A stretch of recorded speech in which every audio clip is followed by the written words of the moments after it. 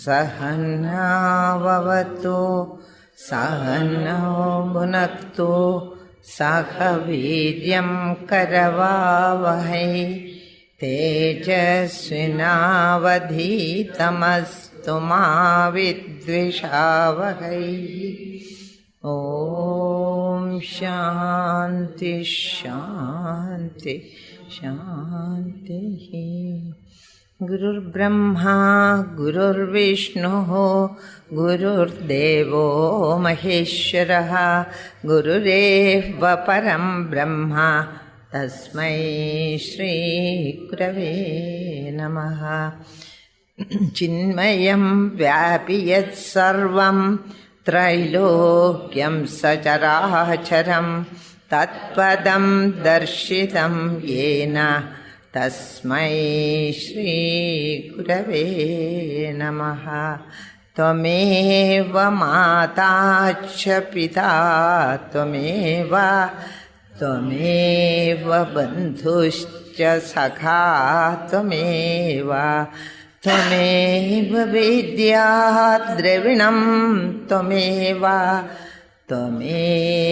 Sarvam Mama Deva Deva Tvameva Sarvam.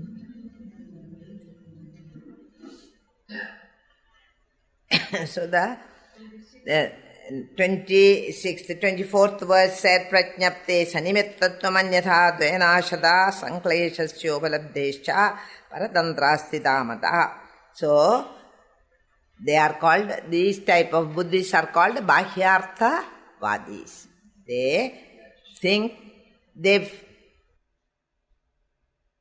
Bahyartha Vadis, meaning they feel that for any experience to take place and that experience becomes knowledge, there should be the objects.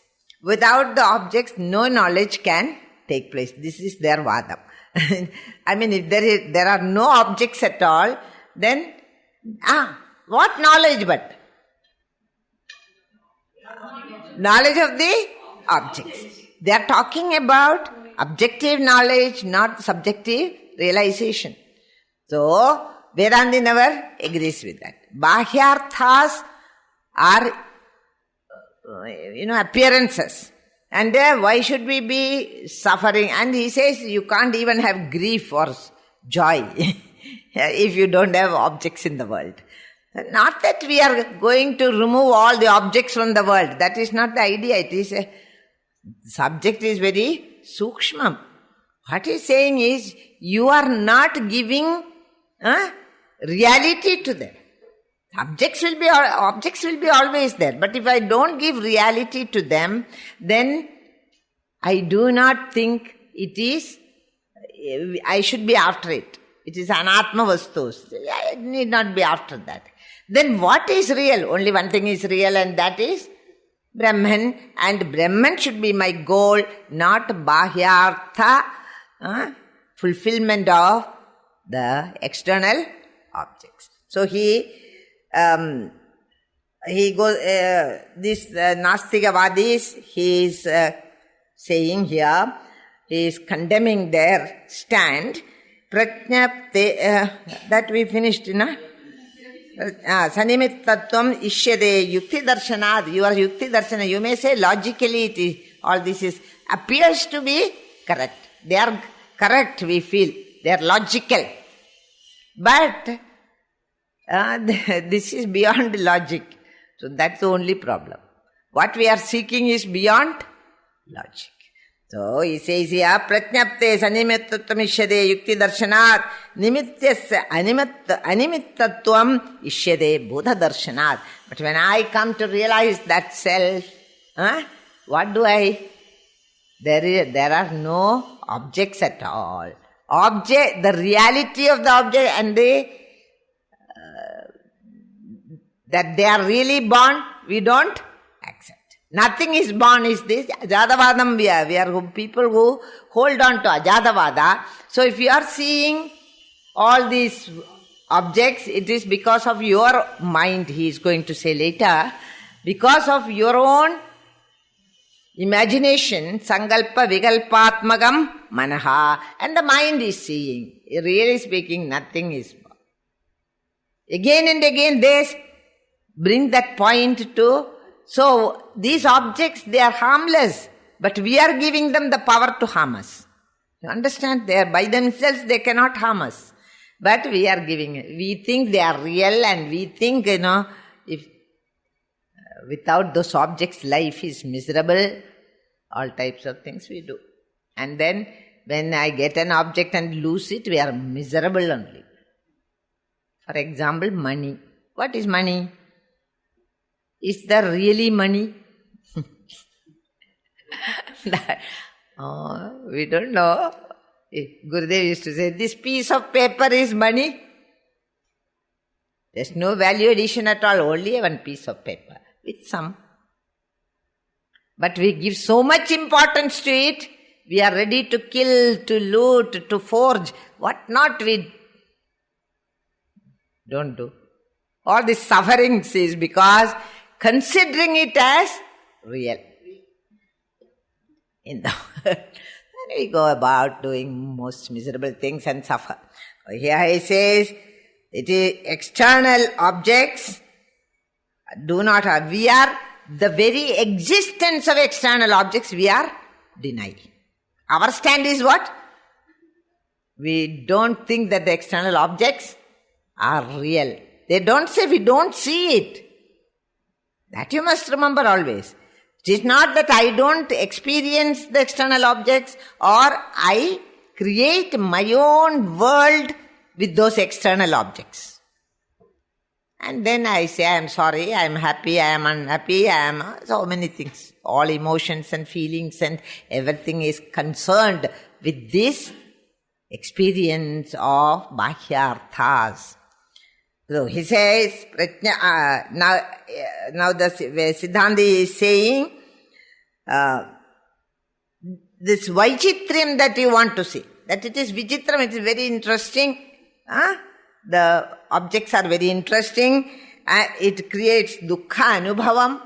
Why he took dukkha? Because these buddhis are like that. Sarvam dukkham sarvam, something they will say, no? Sarvam dukkham, sarvam anityam, like that. There is a streak of pessimism in them. Everything is dukkha. Why can't you say Sugam is an equal emotion in us? Other, he didn't say. Dukkha darshanam, dukkha anubhavam, vijnanam is savishayam. You are saying vijnanam, knowledge can take place only by with vishayas, but we say vishayas itself are not there. Animittatvam of the vishaya, animittam vishayam itself is not really there. So, you can see the Vedantin goes into deeper understanding of everything. Not at the what is appearing superficially. He always wants to go deeper and deeper to find in his search for truth. And only consciousness is there. Why does he say that these things are not there? Only consciousness is there. Consciousness, in that consciousness, we are seeing all types of things. One picture. What is all the objects are. All feelings, objects, emotions, thoughts, everything is perceived. But that expressing through the body only you will perceive the objects. Otherwise you will not perceive. You are not conscious, then you cannot perceive anything. But consciousness is the reality, and what it is conscious of is not the reality. So what these Bahyarthavadis are telling us is that you must be always in this world, Tribudi Jnanam, objective knowledge. What Vedantin says is, Tribudi Jnanam will not take you to the truth, it will only take you to the knowledge of objects. So what will take me there? Not Tribudi Jnanam, not even subject-object relationship. Then what? What will take you there is Nothing other than that. That oneness alone can, tadatmyam should come. Now we come to important questions in the process. Then he said Jiva is not there. Now he says, Bahyarthas are not there. Then, not there means they are all appearances. It is there. They are not real. Okay? Now he is coming to the mind, which is the most important. Earlier it said mind also is not real. Or mind is real, he said. How mind can be real? Mind is real, no? Some words he said. Manodrishyam. Something like that. Edi hedo bhalat bijangurakyo drishtan. I forget where it came. Anyway, we will doing it again, so it doesn't matter. Edi hedo bhalat bijangurakyo drishtanda.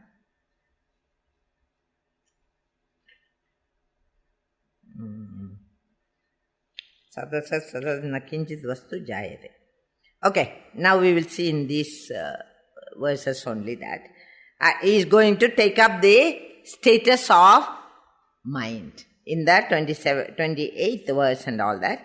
This is the 26th, is it not? 25, 26. Here he says, why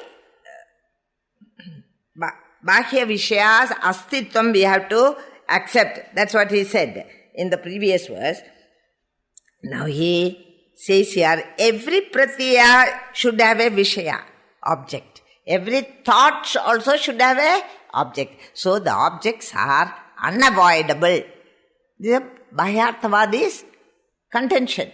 But there, here the teacher says, this we have finished, 25th. Prajnapte sanimittam ishyade yukti darsana, that we finished also. Chittam na samsprishatyartham, that. Nartha bhasam tadaivacha abhudo hi yadaschartho nartha bhasas tadapradak. So, consciousness does not reach out to any external object. Consciousness is not knowing the objects. What is knowing the objects? Mind. So the another thing has come now. The objects are there. Now he says, it is the mind. Chittam na samsprishatyartham. Really speaking, Chittam has no contact with any object. Mind has no contact with any object. Meaning thereby what?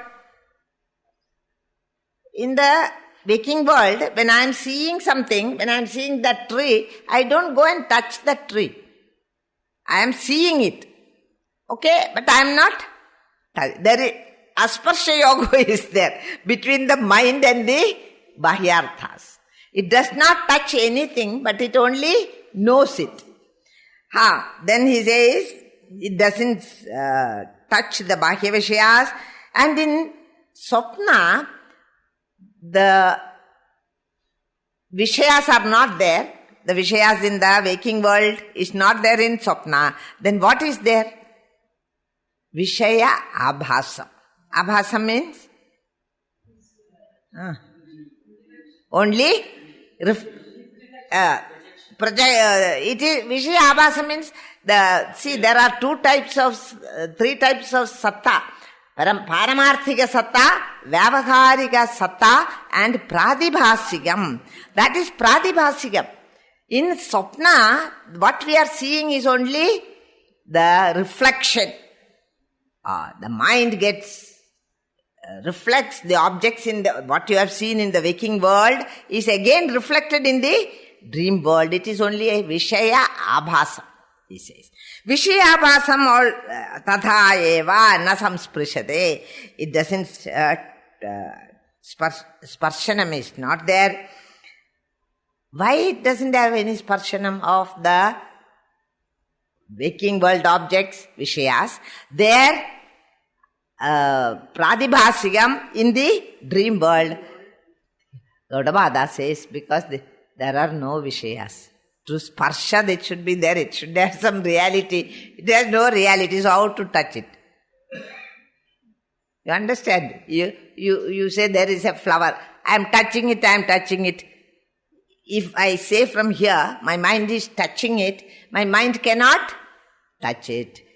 Actually, that flower is also a imaginary, what is that called? Misapprehension. Everything is a misapprehension. And what about the mind itself? Mind also is a, see, in the lower classes, that is in the other Upanishads, they will say they are all adhyaroba, the body, mind and intellect is superimposed. Is it not? Remember, those words are no longer used by Gaudapada. Are superimposed on the Paramatma. Now that superimposition, that word is not there. Then what he says? It is not touched because it is not there. Object. There is no superimposition or anything. Only thing is, you cannot touch it because it is not there. No object is there. That is why the mind is not able to touch it.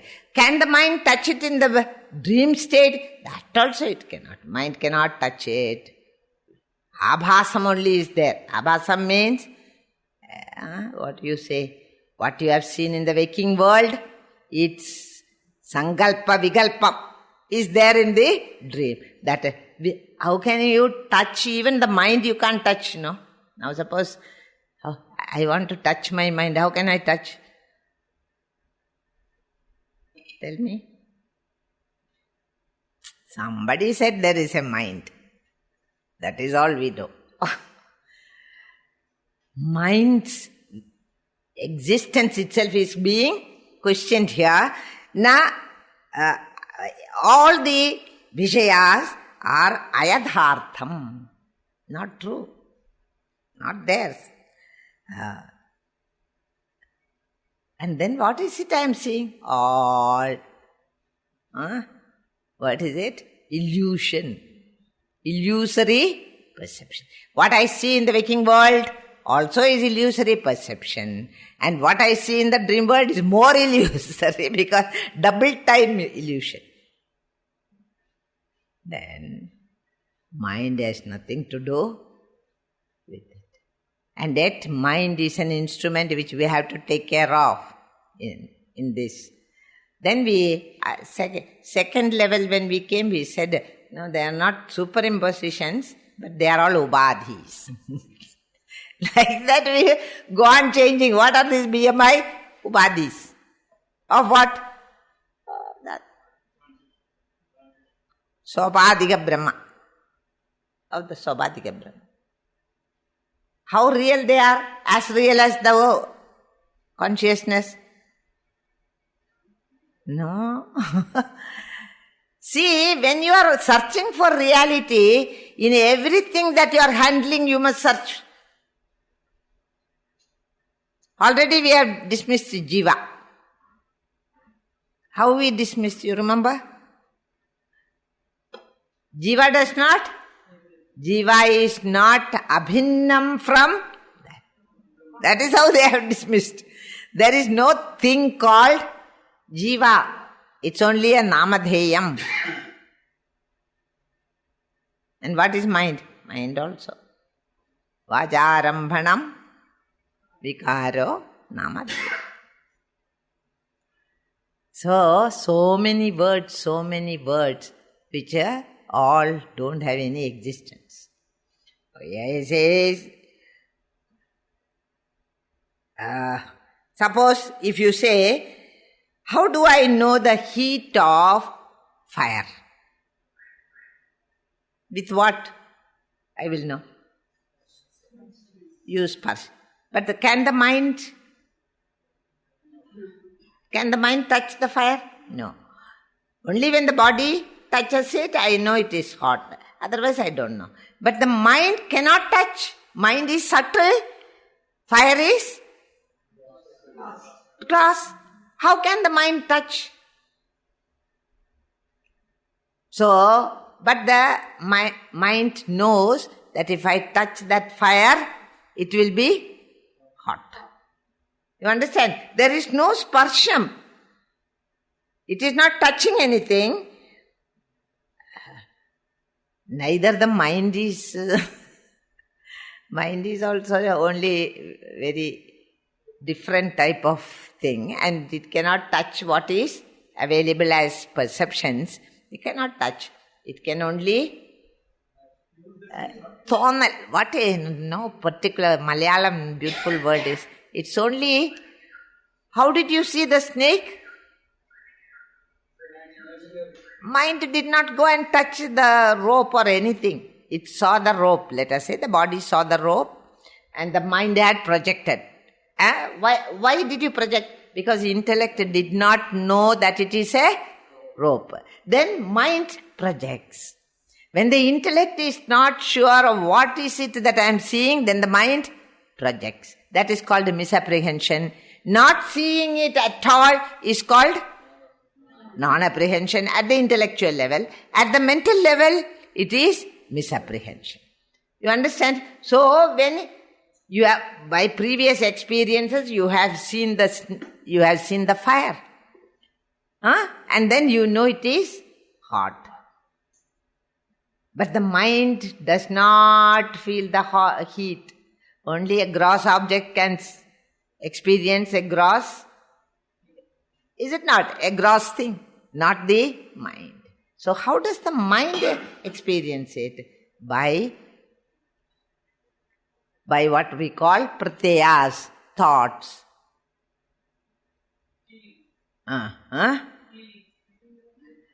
By the thought, I have a whole bunch of thoughts within me, which has got a computer system is there.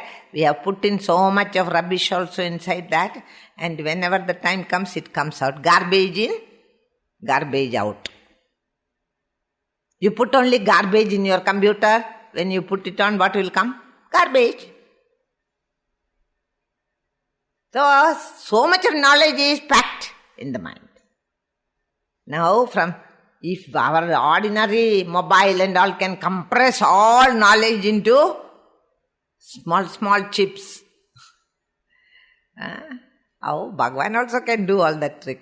Long ago he did it also. And here he says in this verse, the verse is a very important verse because we are now entering into Chitta Swarupa, cannot be known. That is why it's very important. 25th verse, we finished. Tasmana jayare chitta drishyam, refuting the Yogacara.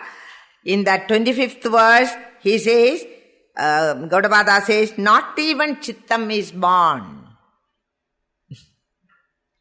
Okay? Which is another shock. First you said jiva is not born. Somehow we accepted it. Now you are saying, chittam also is not born. Then what is born?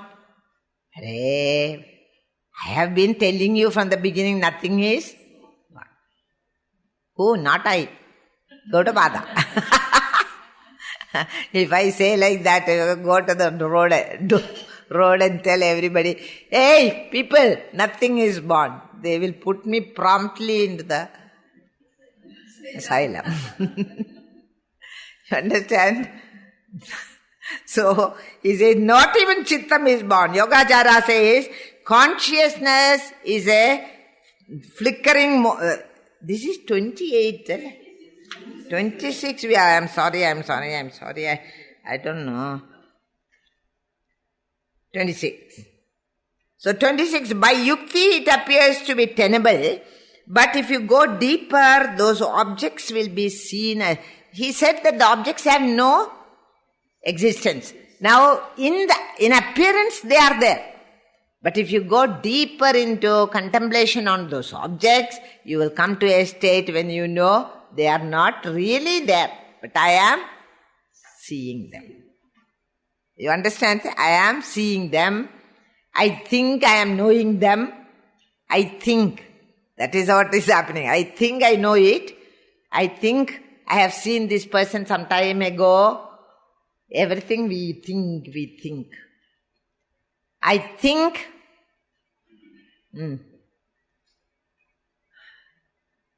what all things I think? Lot of things which are irrelevant. I think I have a headache. You know? Why should you think, I ask? Is there any need for you to think you have a headache? And after thinking it, you suffer from it. So yeah, it says, every pratyaya, that is called a thought. Pratyaya means thought.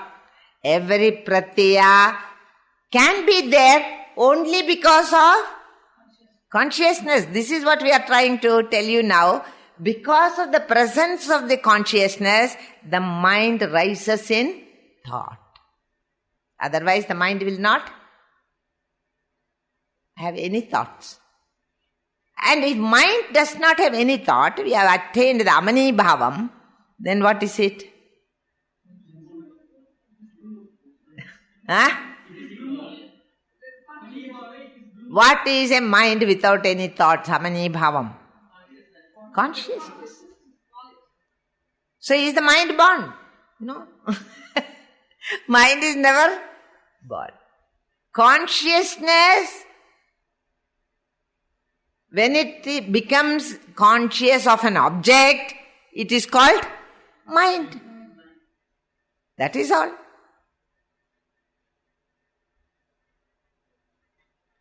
Conscious of.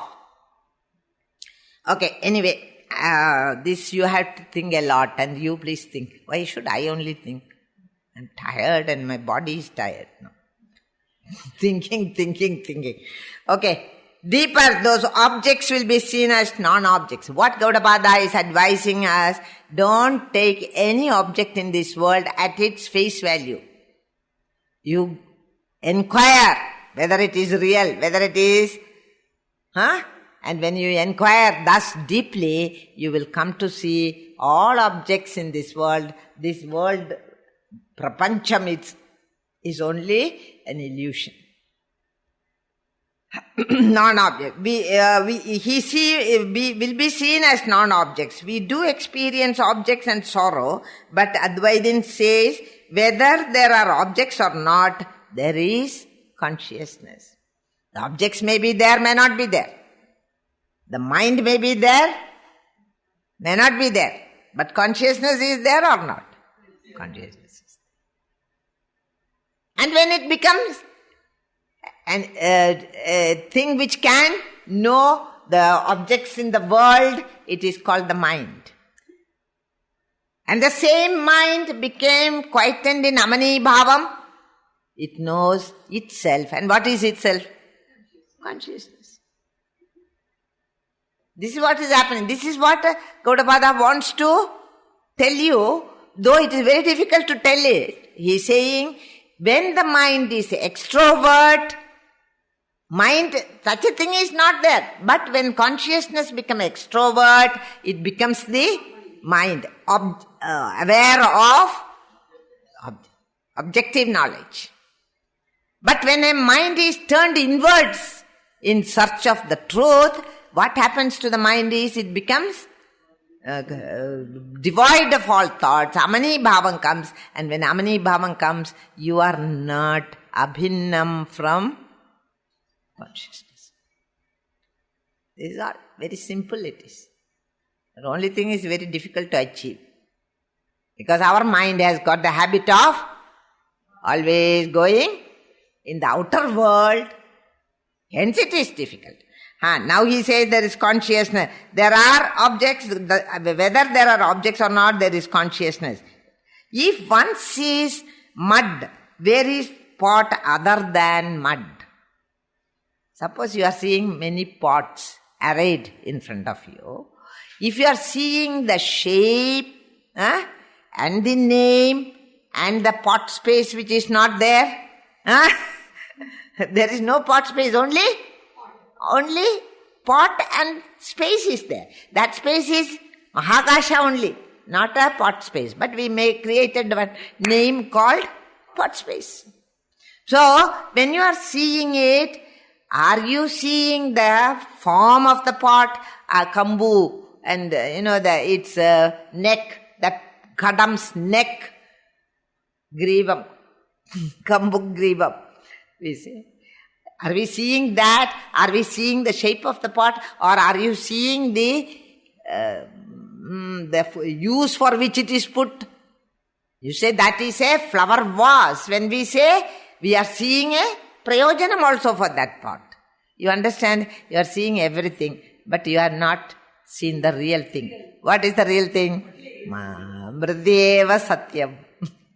All these parts, the Vedantis is that mud alone is the truth of all these parts. So also when Jnani looks at you, he does not see your body. He does not see your mind or intellect or anything. He sees that you are also Sachidananda, I am also Sachidananda. Hence he sees Maha Antam. His inside has become expanded to include everyone in it, which we call realization. What bhava? Sarvatma bhava. Sarvatma bhava comes. Oh, though it appears to be, and why I am not able to see then correctly? Because of the erroneous perceptions that you have practiced for many lives, not one life. The perception that we had was erroneous.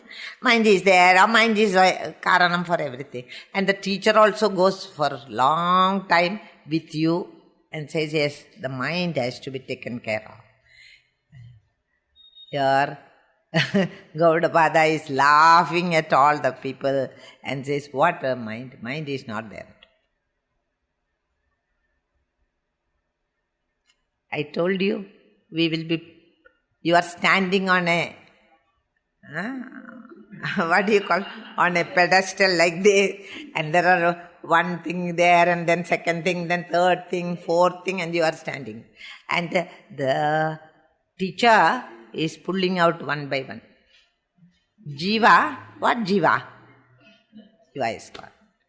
Mind, there cannot be a mind. Nothing is born, he is explaining. Prapanchopa Shamam. This is Prapanchopa Shamam. Okay, then there is consciousness.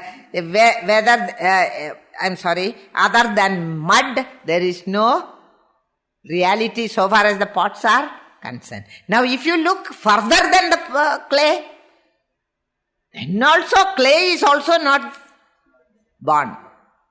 You understand? Clay is also an appearance. And that apparent clay has made apparent pots. And when you look at it, you are only seeing one appearance. Have you understood this? You must know very clearly, then only everything else becomes very easy. He says here, no idea. The deeper we go into, until no idea rises in the mind, the knowing principle is not limited by the senses. The senses cannot limit the knowing principle. It is transcends.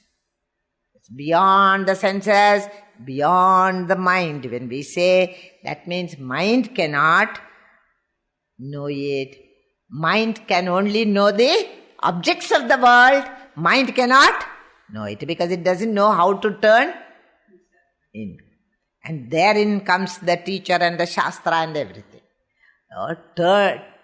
Turn your mind inward in meditation. Or if you don't want to meditate also, you turn your in nididhyasana. Extrovert mind is mind doesn't. So he says here, by this end, mind does not touch the external objects or the Vishaya bhasas in the Swapna. There is no objects other than the mind. So how can it touch? The objects are only an appearance in the mind. Hence there are really no objects, and merely imagination of the mind are the objects. Merely imagination of the mind is the dream objects also.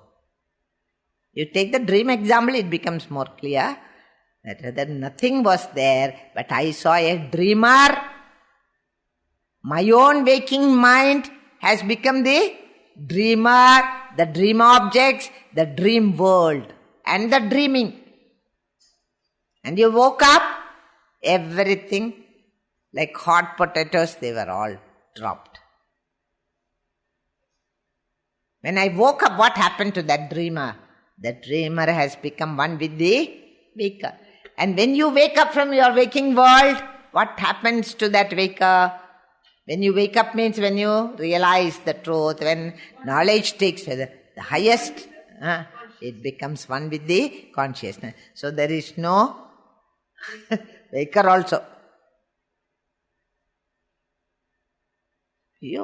These Vedantins are really cranky people. Goes on denying the existence of everything. And the 27th verse says, have you understood that? The 26th verse says, Chittam na samsprishatyartham narthabasam tadaivacha abhudo hyetaschardho narthabasas tadapradag. So there is neither. So what about your experience of the rope and snake? The rope is also illusion. Snake also is illusion. There is neither a rope nor snake. The rope was first imagined. You understand? Then you gave reality to it. And then you are seeing it as a snake. Just as you saw the snake, that much reality the rope also has. Yeah, but it is enough to hang ourselves.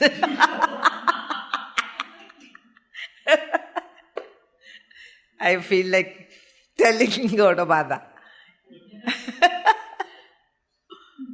After studying like this, we'll have to do it one day. Okay. All our head starts.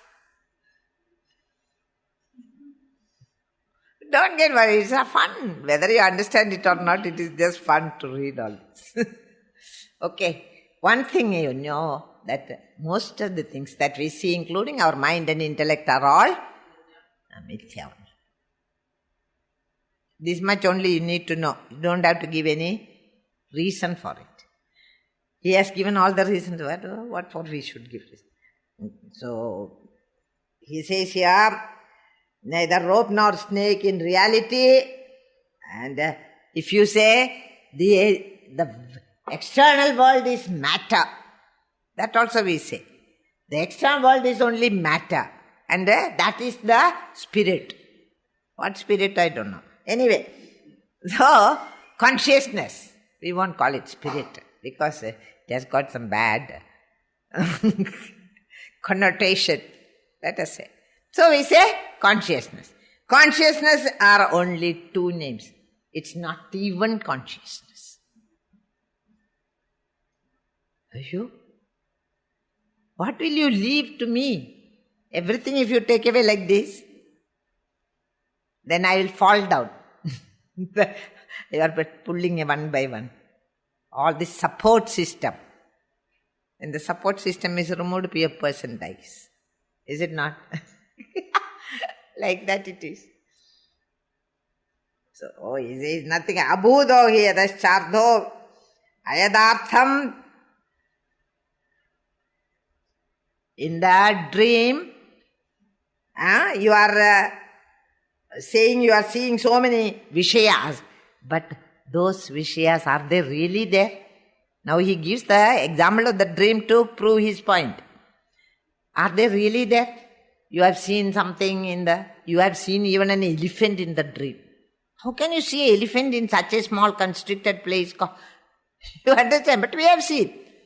Snake we see, that, so many things we see. That illusory perception in the dream, it does not have any existence. At least this you will agree.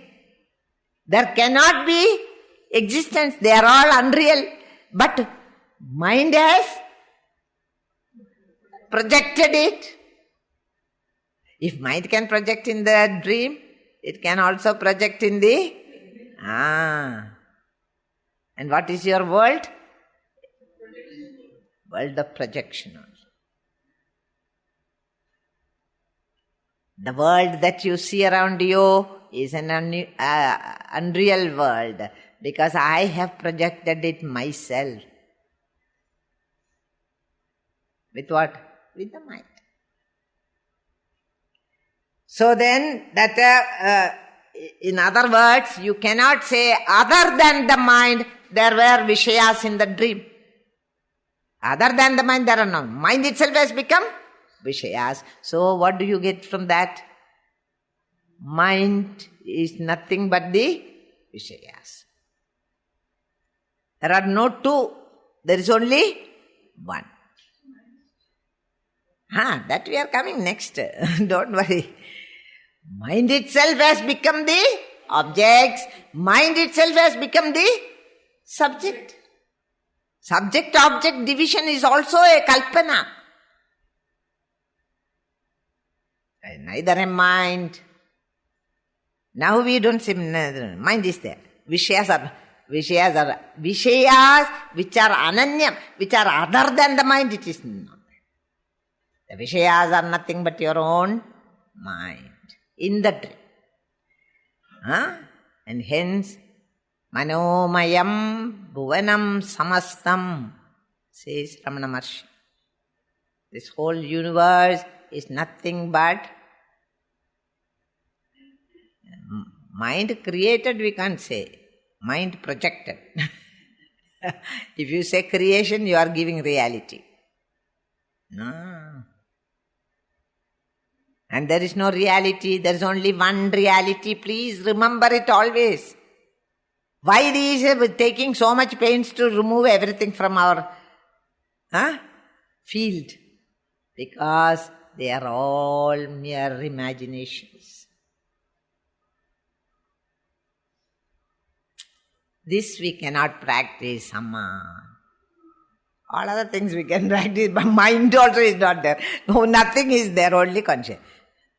Only consciousness you try to become and see what happens. Then you know the truth of everything that you see, every object that you see, if at all you are seeing, that is also an unreal perception.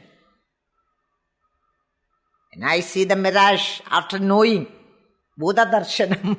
After the Buddha Darshanam, when I see the mirage, I say, I know it is not there.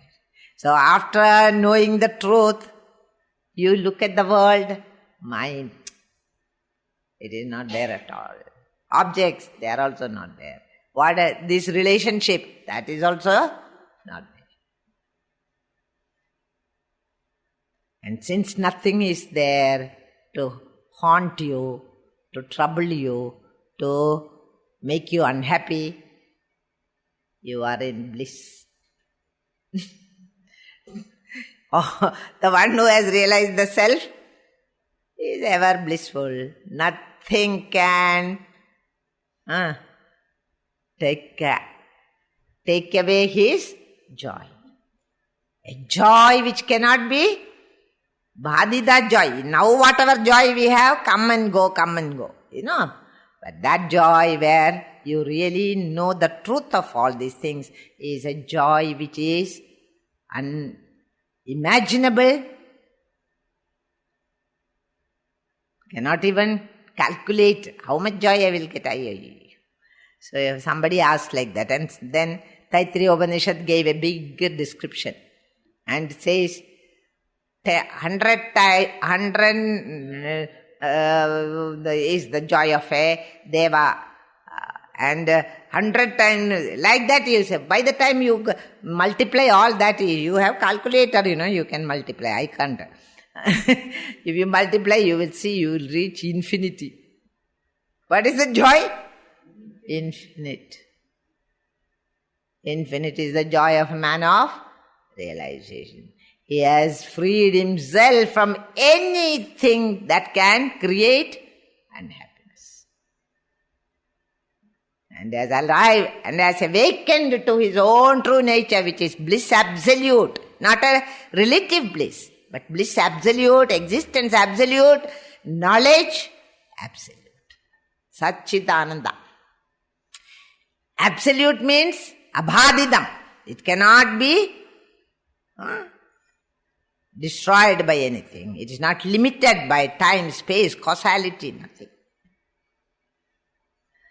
Okay, so he says here, there is no world, and that is what poor Einstein struggling with in the science, in the laboratory, he came to the conclusion there is no world separate from the observer. You are thinking it is all exact, science is nothing exact, because when you are measuring something, you are measuring how much, you are measuring, but this object has gone some distance. The measurer also has gone some distance, because the world is moving. So it has no world, there is no world separate from the observer. He is the first scientist who had thought about it. Actually, though now Einstein is also, now other scientists have come up. So they say, Einstein has this fault. We are not bothered. But Einstein is the one who said that observer is important. The watcher is important. And we watch that. In the meditation also we are practicing the same thing. We are watching the breath. I am watching the breath. I am watching the body. I am watching the form of the Lord. Everything I am watching. And the watcher, is different from what I have watched. Is it not true? So who is this observer? This observer is without that observer there is no world. If I am not there, then the whole thing collapses like a pack of cards.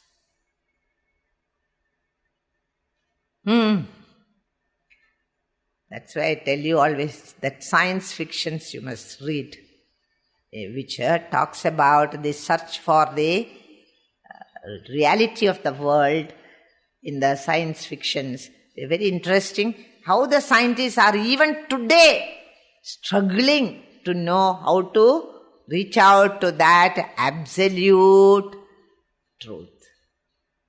Whatever they have found out is only in the relative level. Whatever we also know is only on the relative level.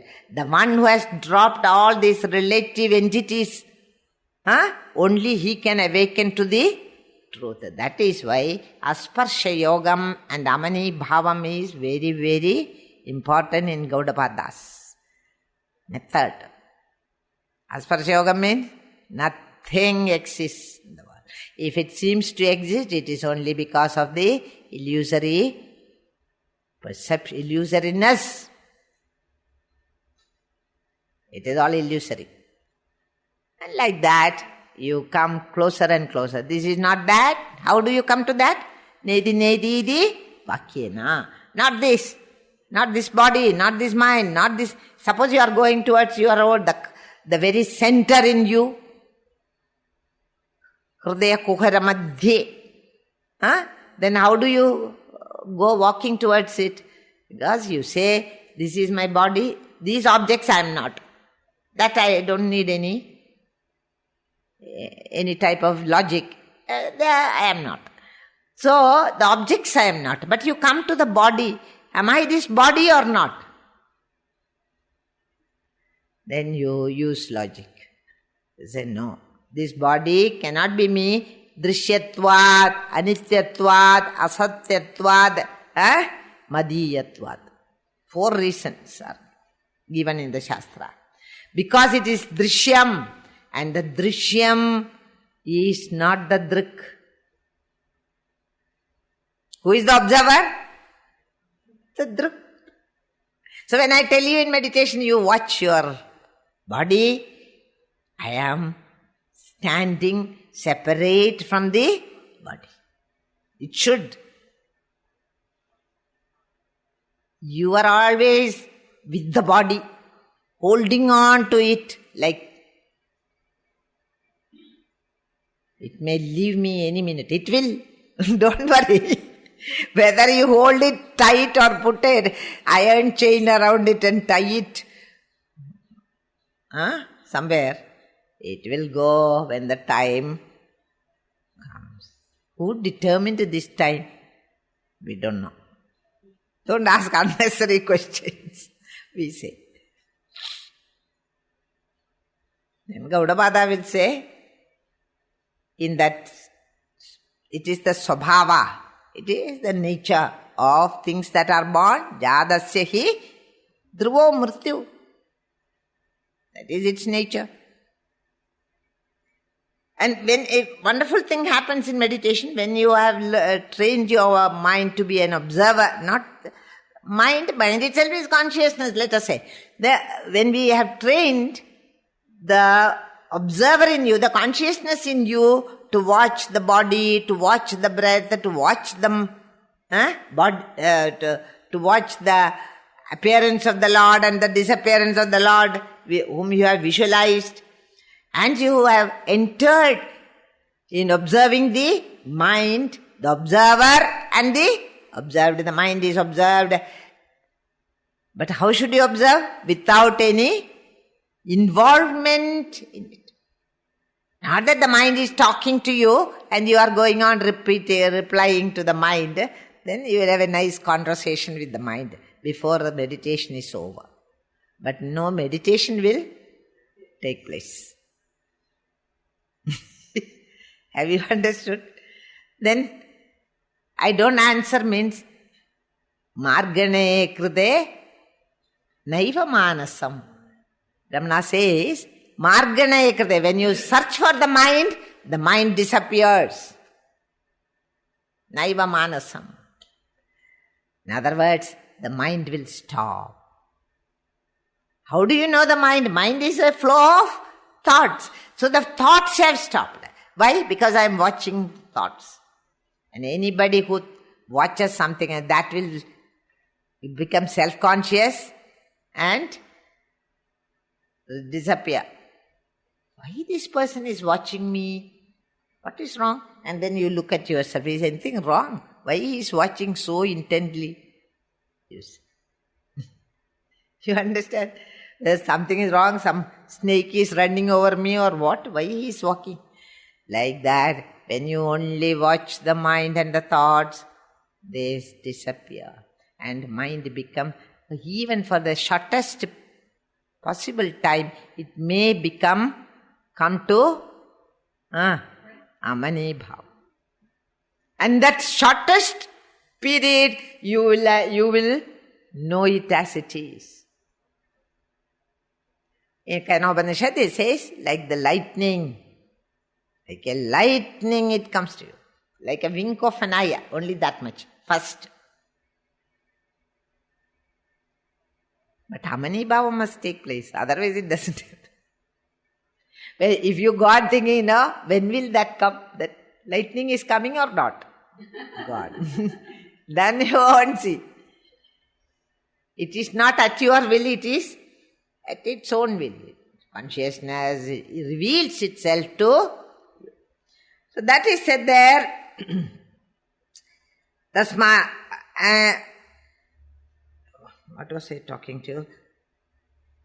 Chittam na samsprishatartham narthabhasam tadaivaja abhudo hedaschardo narthabhasa tadaprata. So any real object nor unreal object is not the question. The question is, consciousness is not any of these things. And if at all you see something, it is only in that adhishtanam called consciousness. It is an appearance in consciousness. So it appears to you that they are all dynamic and that is life and that is a mysterious power we call God. Which one? The adhishtanam. When you are in that adhishtanam only, the mind can function, the body can function, the intellect can function. Is it not? But we always go in that chakra of the mind, body, intellect and that and this and forget the very adhishtanam, very support is forgotten. And naturally we don't know the truth. Okay, so then nimittam na sadajit, which one? 27. Animitta vivaryasaha kadam tasya bhavishyadi. In the 3 periods of time, trishu advaso. Trishu advaso. Trishu advaso means in the 3 margas, or here it means 3 past, present and future. Bodham, Bhavishyam, Bhavi. In none of them, in the 3 periods of time. 3 margas here means only 3 periods of time. In the 3 periods of time, the mind never touches the Vishayas. It is all mana krudam, and mind itself is not able to touch. Can I touch my thought? Suppose I am thinking something. Can I touch it? No. I can only think, but I cannot touch. In the same way, mind can only see the Vishayas, but cannot touch it. Why? Because it is not there. Vishayas are not there. So he says, then the question comes, viparyasaha, without any of these Vishayas. And how did these Vishayas come? Brahmam. Viparyasam means Brahmam. The mind's ignorance is responsible for seeing what is not there. Mind can also see what is not there in the dream and in the waking period also. Mind has such power of seeing what is not there. And it sees. That is called Brahmam.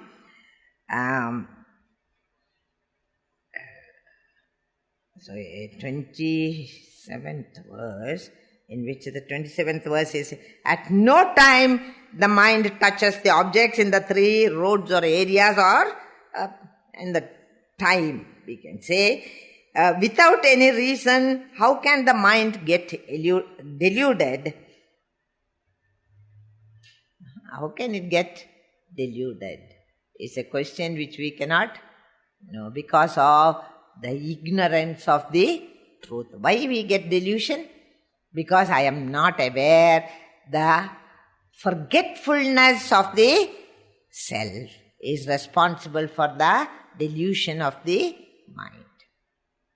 So hence he sees what is not there. Misapprehension. Non-apprehension of the truth means Atma Vismriti. In that Atma Vismriti, I see many things and the whole world. Very fertile is the imagination of the mind. And you see hundreds of things. Mind does not touch it is only a mere appearance, and it is a thought in the mind if you say, how did it get that thought? You cannot get a thought without the mind. So, mind itself is responsible for the misapprehension which creates a world for you. Now, the Advaita extends the argument and adds that not even the mind arises in the next verse.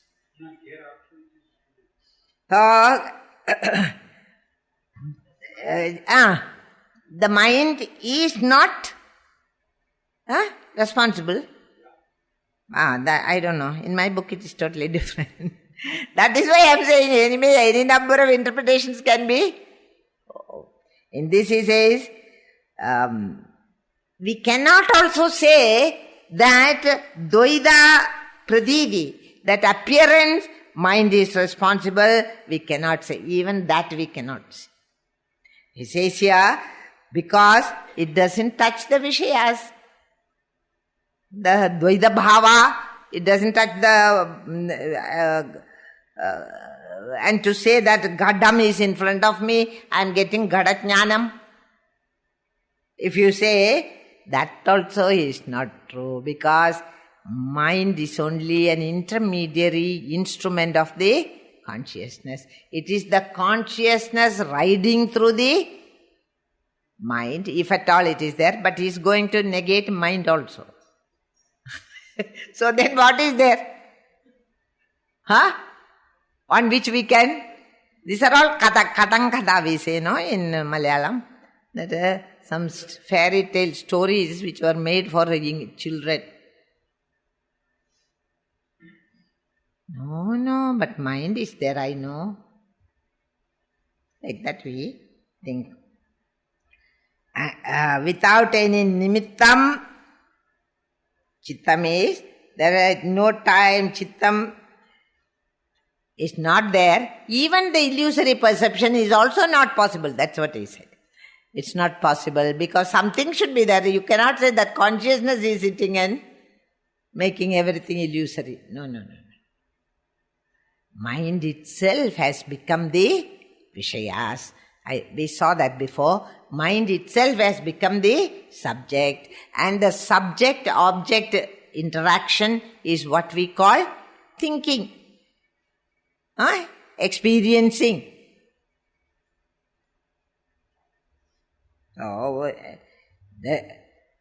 If some people say that mind is responsible for the Vishaya, for the pratiti of the Dvaita, may be correct. They are right. They have their own arguments. If some people say, no, mind is not there at all, they are also right. So, how do you explain this? It becomes very difficult. And he says here, now the Advaitin extends the argument and adds that not even the mind arises. Because of that it is not. From that standpoint, a mind which has not arisen, how can it be instrumental in creating a Dvaita Prapancha?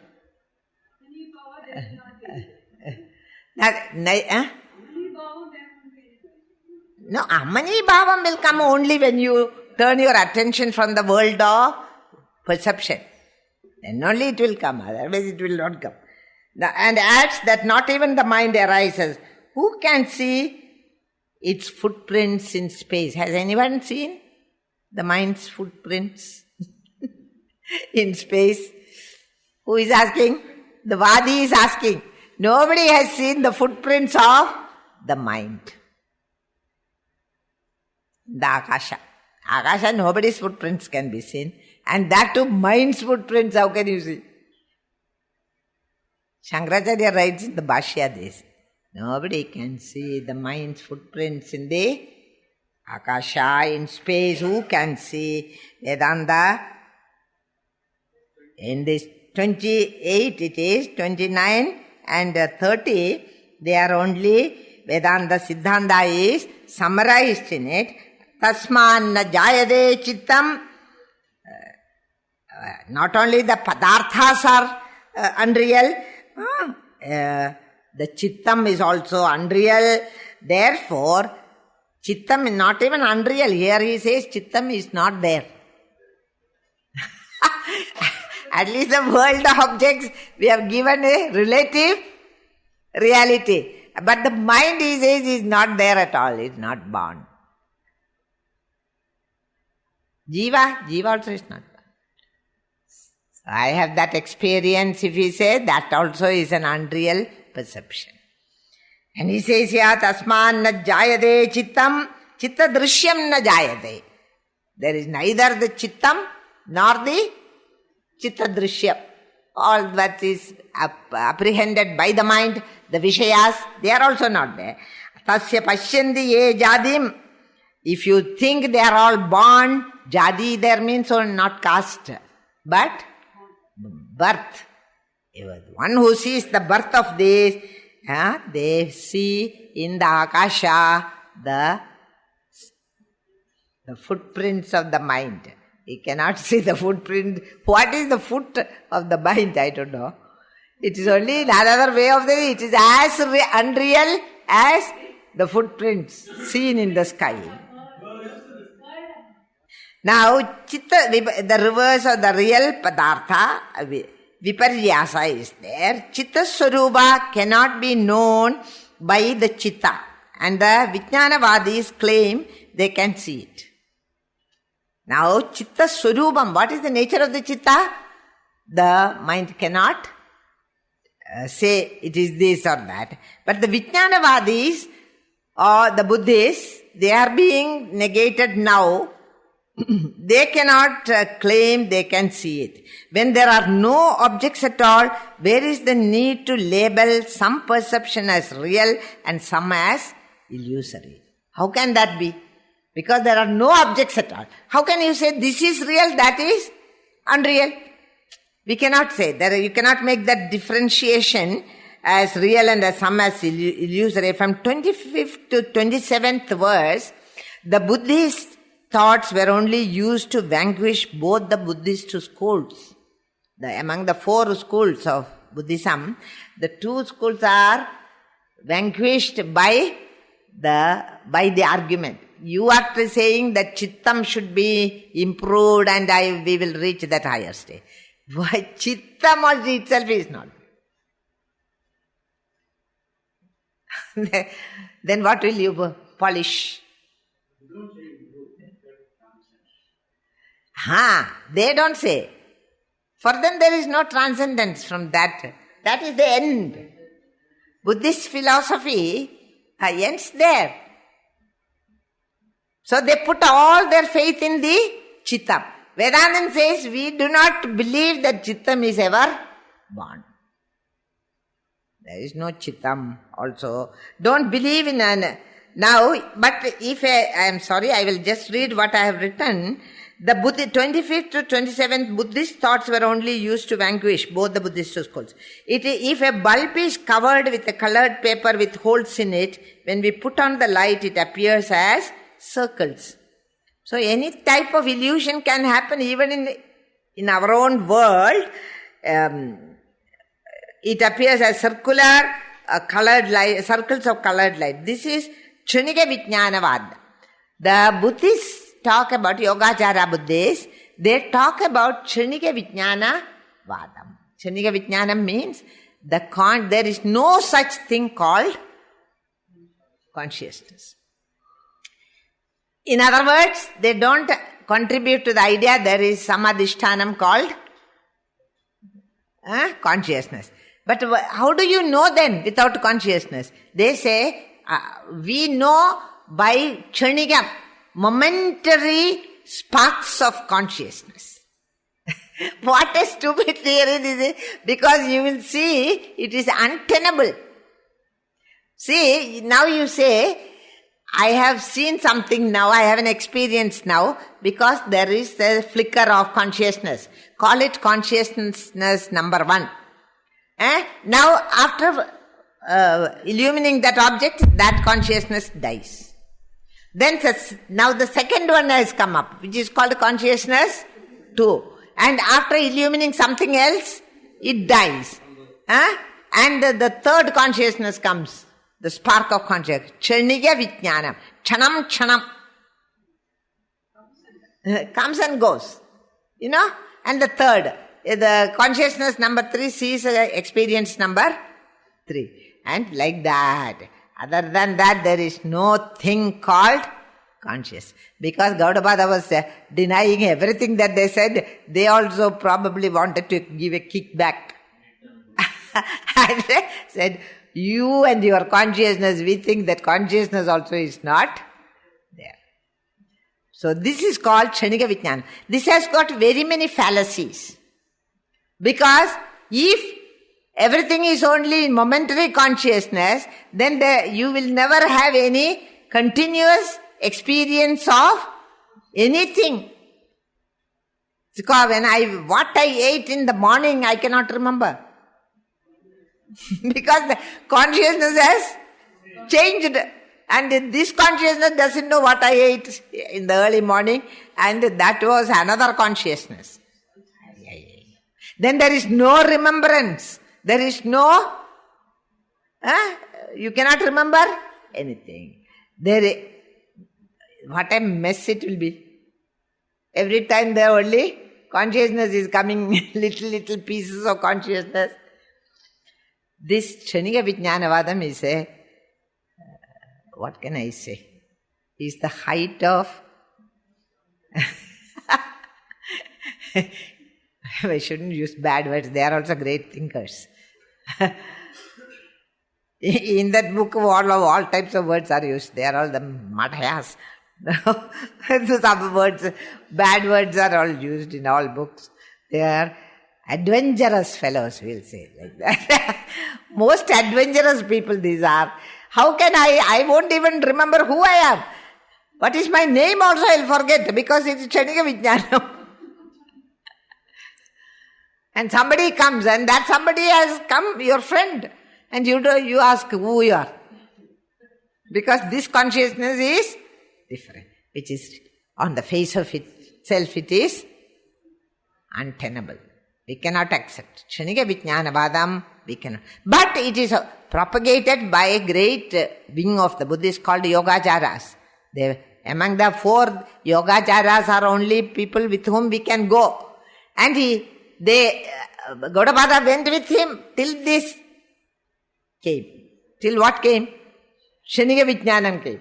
And then he turned it on himself, on the Yogacara, and the Yogacharas was also dismissed. What type of philosophy is this thing? And he turned on the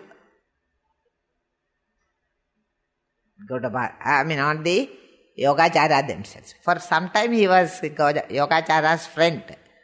Now he has become Yogachara enemy. This is what I want to show you also, the funny ways in which all these arguments are going on. And after such mighty arguments over years and thousands of years and lives, we come to some conclusions. Don't think that Shastra can be just what Shastra. We cannot say. Shastra is the condensed knowledge of many generations of thinkers. Not one generation, not one person. Now Gaudapada also is not one philosopher. Gaudapada is the product of many previous philosophers. In fact, none of our knowledge is our own. Who gave? So many people we have studied. So many books we have studied. So many thinkers have influenced our thinking. Is it not true? So many people. It is time, no? I know it is time. My inner watch says. More than time. Okay, we will stop there. In a Kshanika Vijnanavadam, but what is the major defect of Kshanika Vijnanavadam is they don't believe in any adhishtanam, substratum. All the Bauddhas are Veda Bhākyam. Veda Bhākyam means they don't believe in Vedas. We are all thinking that Buddhism is another religion, just like our various Vaishnavites or Shaivites or Buddhists. Not like that. We are all Astikas. We all believe in the Veda Pramanam. They don't believe in Veda Pramanam. They have left the Vedas and hence they are Veda Bhākyam. And hence what is the one greatest contribution of the Yogachara is they have no belief in any adhishtanam. That means if adhishtanam is not there, you believe in what you see. We are talking about all this because we know there is a adhishtanam.